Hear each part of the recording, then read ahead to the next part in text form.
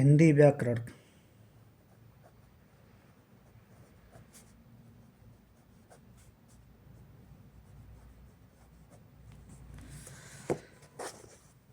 Uttar Pradesh police या home guard के लिए अगर आप अप्लाई कर रहे हैं, तैयारी कर रहे हैं, तो हिंदी व्याकरण आपके लिए बहुत ही अनिवार्य है। बिना हिंदी के आप लोग बिल्कुल भी परीक्षा में फाइट नहीं कर सकते हैं, क्योंकि हिंदी के 37 क्वेश्चन आते हैं। उसमें से अधिकांश लोग 34 प्लस कर लेते हैं आराम से। इसमें किसी को कोई दिक्कत नहीं आती है।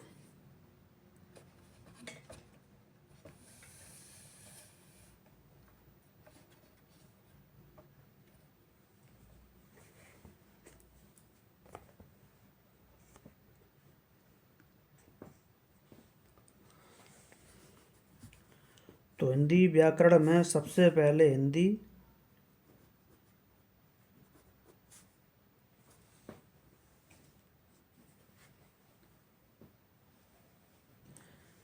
वर्णमाला,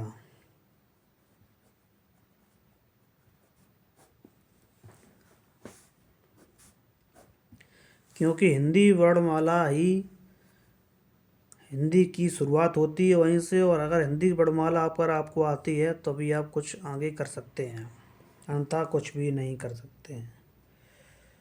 तो पहले आता है आ, जिससे छोटे बच्चे तो आ से अनार पढ़ते हैं, लेकिन आ इसकी भी मात्रा होती है। फिर बड़ा, हर अक्षर की हिंदी में जो भी स्वर हैं सबकी एक मात्रा होती है।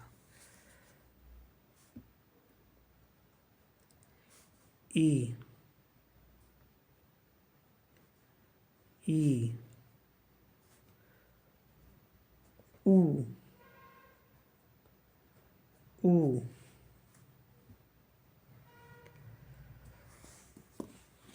आप लोगों को हिंदी वर्णमाला ही सीखना बहुत ज़रूरी है, क्योंकि अगर आपको हिंदी वर्णमाला नहीं आती है तो आप कुछ भी नहीं कर सकते हैं। हिंदी वर्णमाला हिंदी की ऐसी, अगर आप हिंदी में अच्छे नंबर लाते हैं तो आप आराम से अच्छे से फाइट कर सकते हैं।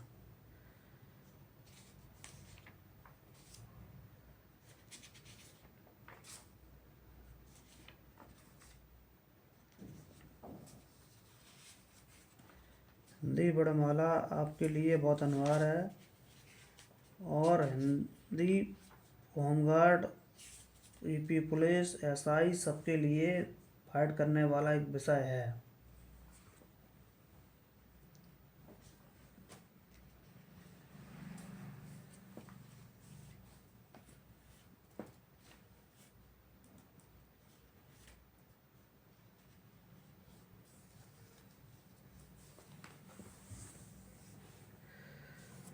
ऊ के बाद आता है ऋषि।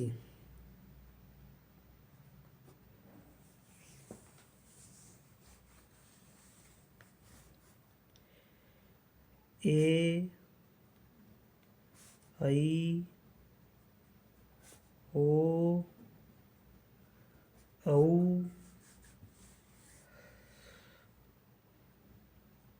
अंग, आ। अब इनकी मात्रा में ये छोटा होता है, जिसकी मात्रा ऐसे हलन से लग जाती है। फिर बड़ा की मात्रा, छोटी की, बड़ी की, ऊ की मात्रा इस तरीके की।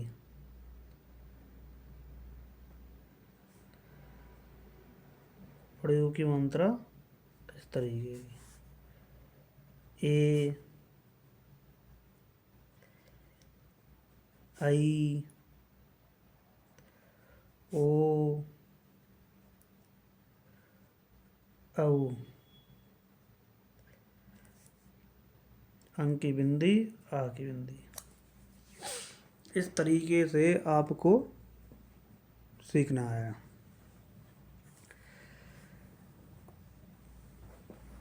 यह तो हो गए स्वर।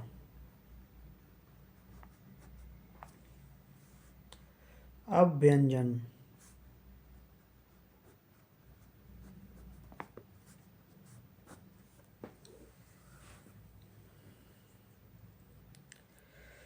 अब वर्णमाला सीखने के लिए आप कोई एक बच्चे तो हैं नहीं, आप बड़े हैं, आपको कंपटीशन फाइट करना है। तो आपको व्यंजन में सीखने के लिए आपको वर्ग के हिसाब से सीखना चाहिए। जैसे का वर्ग में कौन कौन से वर्ण आते हैं। तो का वर्ग में का, खा, गा, घा, इंग्या। ये जो है का वर्ग के अंतर्गत इतने 5 अक्षर आते हैं, 5 वर्ण। तो जब कभी पूछ सकते हैं कि का वर्ग के अंतर्गत कौन कौन से वर्ण आते हैं, तो आप लोग का वर्ग के अंतर्गत यही 5 जो है वर्ग बताएंगे।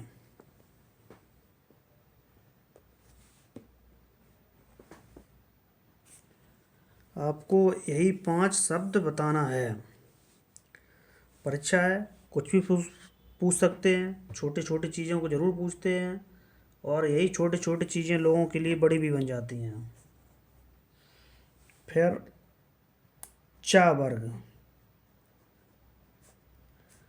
तो आप समझ तो गए होंगे कौन कौन से वर्ग आएंगे। चा, छा, जा, झा, या। इसमें भी 5 वर्ण हैं। तो उसमें अगर पूछा जाता है कि 4 वर्ग के अंतर्गत कौन कौन से वर्ण आते हैं, तो आप इन वर्णों का प्रयोग कर सकते हैं। यही वर्ग को उत्तर देना है, क्योंकि ऑब्जेक्टिव सवाल आते हैं, ऑब्जेक्टिव आते हैं, तो ऑब्जेक्टिव में आपको यही बताना होगा।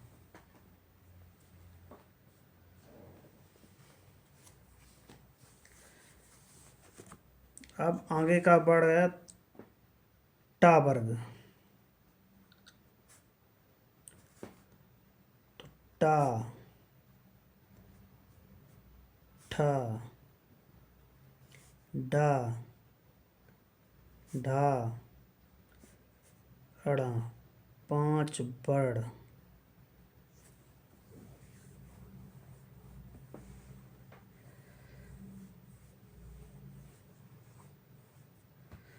अब इसी के अंतर्गत 2 गुण व्यंजन भी आते हैं। 2 गुण व्यंजन।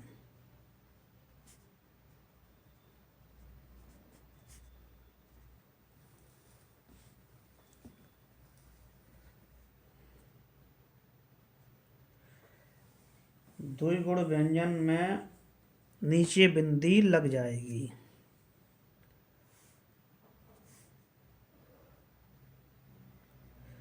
इसके भी नीचे बिंदी लग जाएगी। ये भी द्विगुण में टा वर्ग के अंतर्गत ये भी 2 वर्ण आएंगे। तो कुल मिला के इनको 5 + 2 = 7 वर्ण काउंट कर सकते हैं। परीक्षा में पूछ सकता है कि द्विगुण, ऐसे भी पूछ सकता है कि द्विगुण व्यंजन बताइए। तो आपको द्विगुण व्यंजन में इनको भी शामिल करना है। द्विगुण व्यंजन में इसको भी शामिल करना होगा।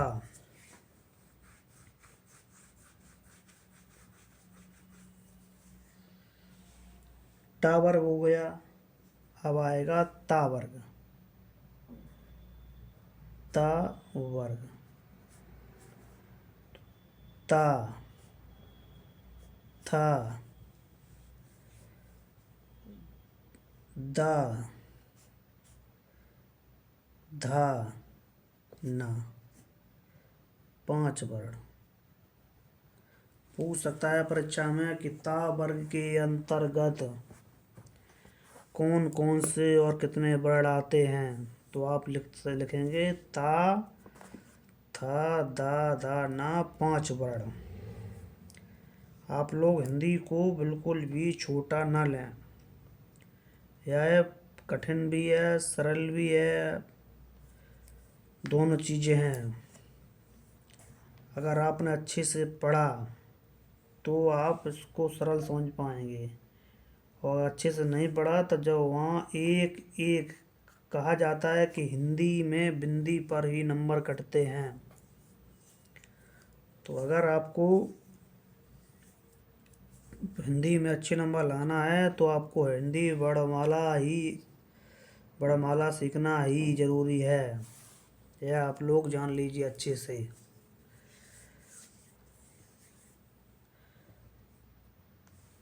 फिर आता है पा वर्ग।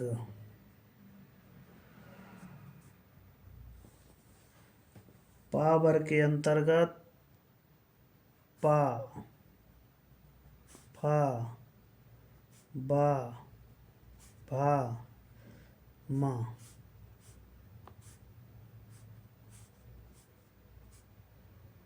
अगर इनके नीचे इस तरीके से लगा देंगे तो ये आधा माना जाएगा।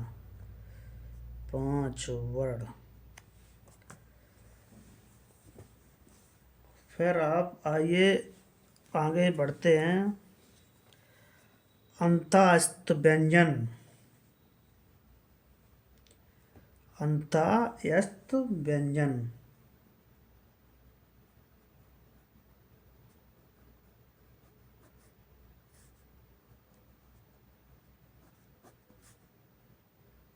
ये भी परीक्षा में पूछ सकते हैं, इम्पोर्टेंट है। अंतायस्त व्यंजन।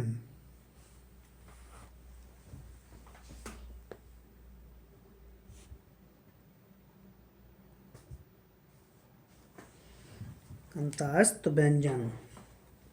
अंतायस्त व्यंजन के अंतर्गत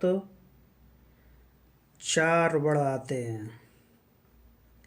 या, रा, ला, वा। 4 वर्ण।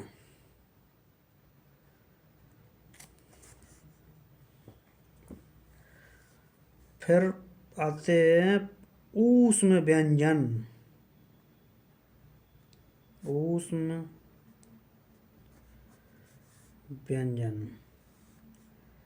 ऐसे भी पूछ सकता है कि ऊष्म व्यंजन कौन सा नहीं है, या ऊष्म व्यंजन कौन सा है।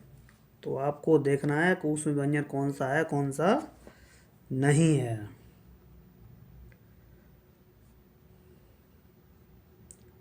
सा, सा, सा, हा। 4 वर्ण ऊष्म व्यंजन में होते हैं।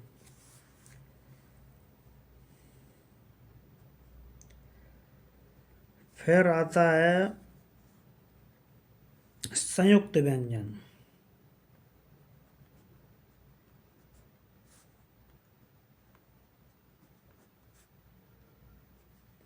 इसको आप वेरी इंपॉर्टेंट में रख लीजिए। Very very important, VVIP। इसको आप वेरी वेरी इम्पोर्टेंट में रखिए, क्योंकि संयुक्त व्यंजन बहुत ही सरल और कठिन है। इसको बहुत ज़्यादा पूछा जाता है, परीक्षा के लिए उपयोगी है। आपको ज़रूर से ज़रूर पूछा जाएगा, इसलिए आप लोग इसको ज़रूर देखिएगा।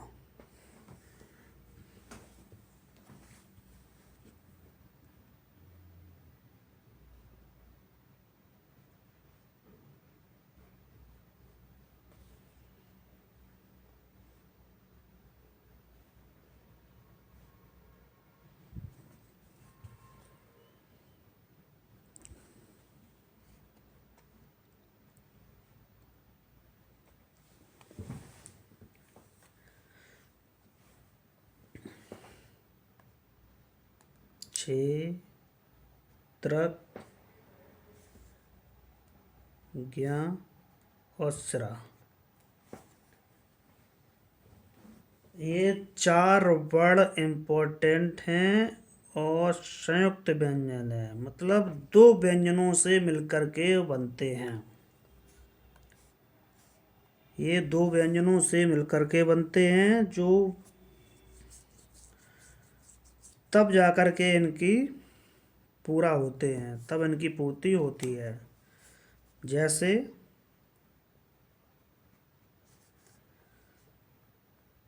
छः क्षत्रिय जो लिखते हैं, इसको कैसे लिखते हैं?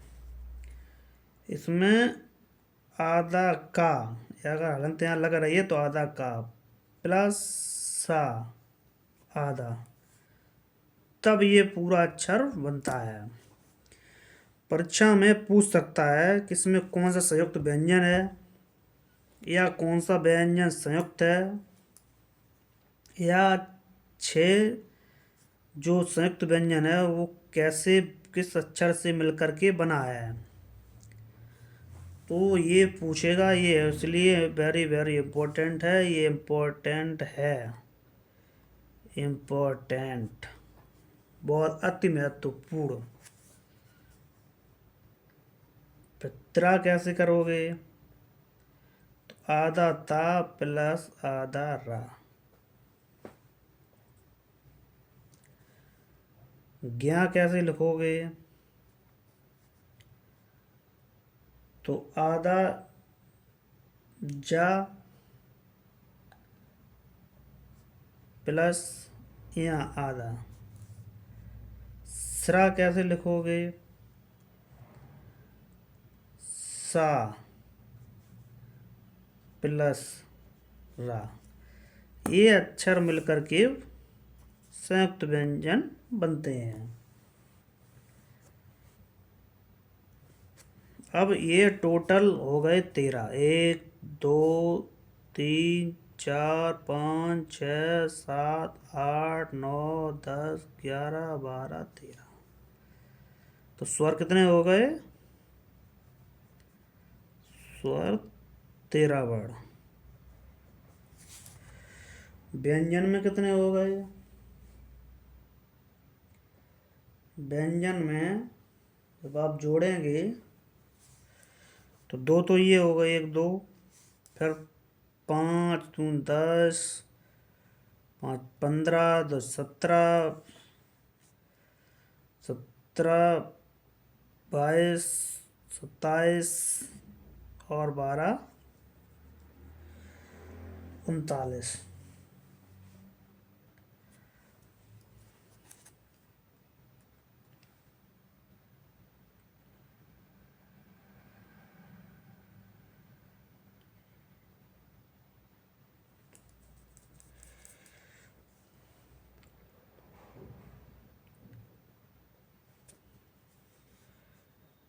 स्वर और व्यंजन मिलके 52 अक्षर बन गए जा करके।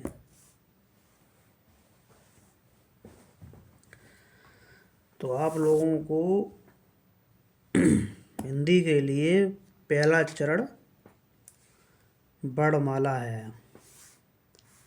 अब इसके लिए आपको जब कक्षा 1 2 में पढ़ते हैं, और बल्कि आज नर्सरी केजी में पढ़ते हैं, तो आपको हिंदी वर्णमाला सीखना ही अनिवार्य है। हिंदी वर्णमाला आपको सीखनी पड़ेगी।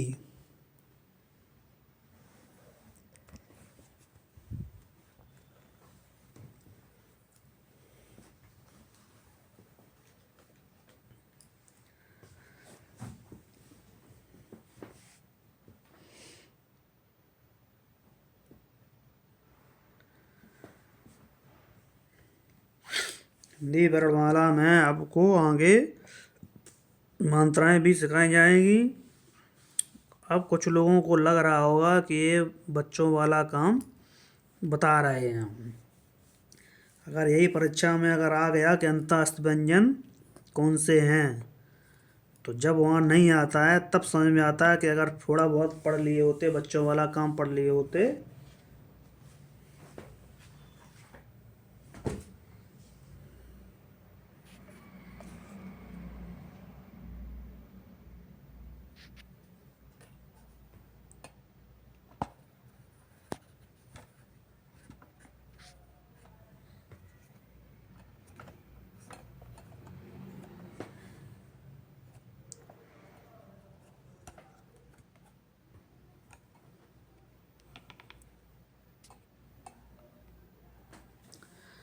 जब यही चीज़ देखा जाता है तब पता चलता है कि अगर ये बच्चों वाली चीज़ें अगर पढ़ लिए होते तो आज हमारे कुछ नंबर बढ़ जाते।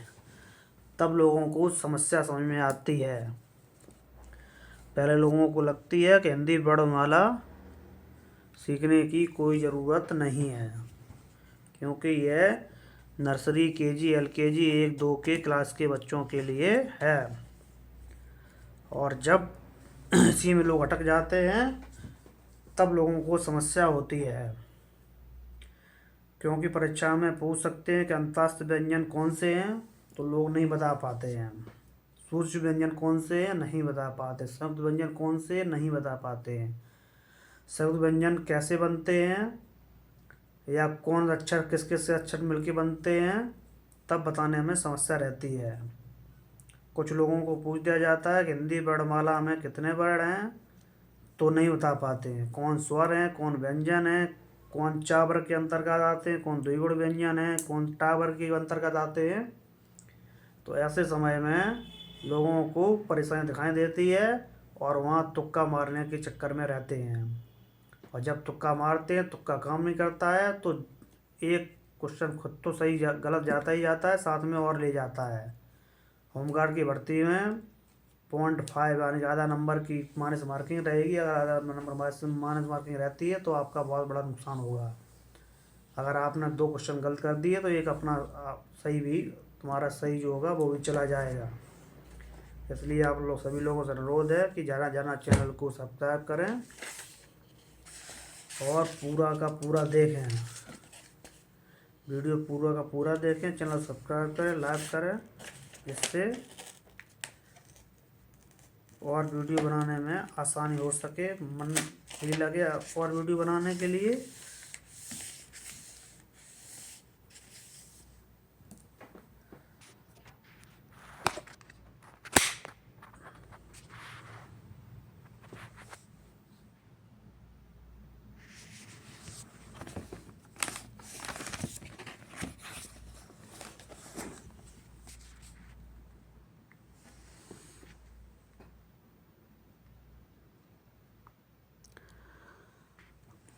जो लोग तैयारी कर रहे हैं होमगार्ड की हो चाहे पुलिस की हो, सभी लोग लग जाएं। दोबारा से फिर से आपको रिपीट करवा देते हैं। हिंदी व्याकरण आपको बहुत ज़रूरी है, बहुत ज़रूरी सीखना चाहिए, सीखना है। और इसके लिए इसमें होमगार्ड और पीपी पुलिस एसआई के लिए हिंदी व्याकरण बहुत ज़रूरी है। हिंदी व्याकरण में शुरुआत करते हैं वर्णमाला से। वर्णमाला बहुत ही ज़रूरी है। तो वर्णमाला में स्वर लिख दिए गए हैं। टोटल स्वर 13 होते हैं। फिर उसके बाद व्यंजन में का वर्ग के अंतर्गत यह 5 वर्ण आते हैं, जो परीक्षा में पूछ सकता है। परीक्षा में पूछा जाएगा कि का वर्ग के अंतर्गत कौन कौन से वर्ण आते हैं। फिर टा वर्ग में द्विगुण व्यंजन भी पूछा जाता है। तो द्विगुण व्यंजन में उसमें लिखा होता है कि द्विगुण व्यंजन कौन सा है या कौन सा नहीं है। तो केवल 2 गुण व्यंजन 2 ही हैं, इसलिए केवल प्रश्न ये पूछा जाएगा कि इसमें द्विगुण व्यंजन कौन सा है। तो आप लोगों को देखना है कि ये जो लास्ट में ये बिंदी रखी हुई है, अगर ये किसी इन दोनों अक्षरों के नीचे लगा हुआ है तो आपको द्विगुण व्यंजन मिल जाएगा। फिर ता वर्ग, फिर पा वर्ग, फिर अंतःस्थ व्यंजन में 4 वर्ण होते हैं, या, रा, ला, वा। यह पूछ सकता है परीक्षा में कि अंतःस्थ व्यंजन कौन कौन से हैं या कौन सा नहीं है। अगर 3 दिए जाएंगे और एक दूसरा दिया जाएगा, पूछा जाएगा कि नहीं है। और अगर 3 अलग से दिए जाएंगे, एक उसमें दे दिया जाएगा, पूछ दिया जाएगा अंतःस्थ व्यंजन कौन सा है। फिर लोगों को बड़ा समस्या होती है, फिर वो तुक्का मारने के चक्कर में अपना अंक भी गंवा बैठते हैं। उस व्यंजन सा जब पढ़ते हैं तो मुँह से एकदम गर्माहट होती है और मुँह जो एकदम सूखने लगता है। सा जब आप पढ़ के देखेंगे मुँह को तो अपने आप समझ में आ जाएगा। उसके बाद होता है संयुक्त व्यंजन। संयुक्त व्यंजन में 4 वर्ड होते हैं और 4 वर्ड में 6 क्षेत्रीय जो है वो का और सा से मिलके बनेगा। ये दोनों नीचे हलंत लगी हुई है तो ये जो है आधा माना जाएगा। त्रा में ता और रा है, ज्ञा में जा और यहाँ है, स्रा में सा और रा है। ऐसे कुल मिलाकर 52 अक्षर होते हैं।